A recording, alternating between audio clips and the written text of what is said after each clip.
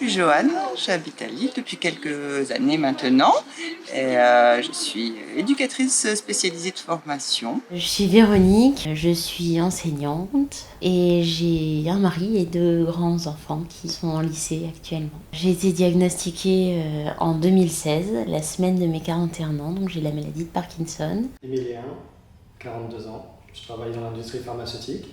Je m'appelle Bernadette Tillemans. Je viens de Bruxelles et je suis venue en France pour travailler. J'ai pratiqué chirurgie jusqu'en 2012 et puis à cause des difficultés motrices, après je me suis orientée vers la médecine de rééducation. Je suis retraitée depuis 1 an et demi. J'ai vraiment beaucoup apprécié l'accueil déjà. Il y avait un petit coin de convivialité avec un café, tout ça, histoire de laisser les gens arriver. Je trouve que j'ai été très bien accueillie.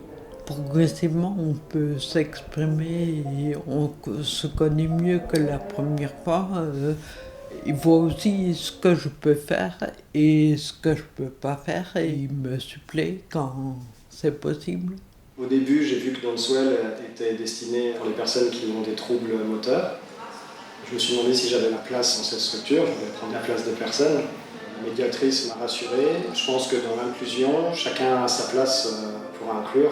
Le trouble neurodégénératif n'est pas du tout prévalent sur le groupe et sur l'accueil qu'on fait aux nouveaux, et en l'occurrence moi, comment je me suis sentie accueillie, c'était tout à fait ordinaire et chaleureux. On est pris avec ses difficultés, ses qualités. On n'est pas obligé de suivre un certain rythme, ce qui pour moi est difficile puisque j'arrive pas à répéter mes gestes. Toute mon énergie est consommée rapidement quand je me lève.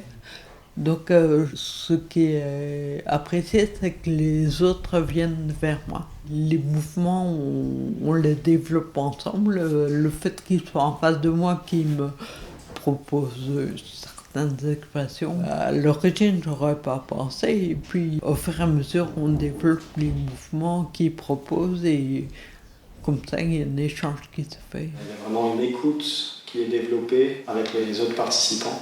Et c'est des belles découvertes, une nouvelle relation à tisser. Le contexte fait que c'est proposé à des gens qui ont des maladies du mouvement, on va dire. Quelque part, c'est posé, sans en parler.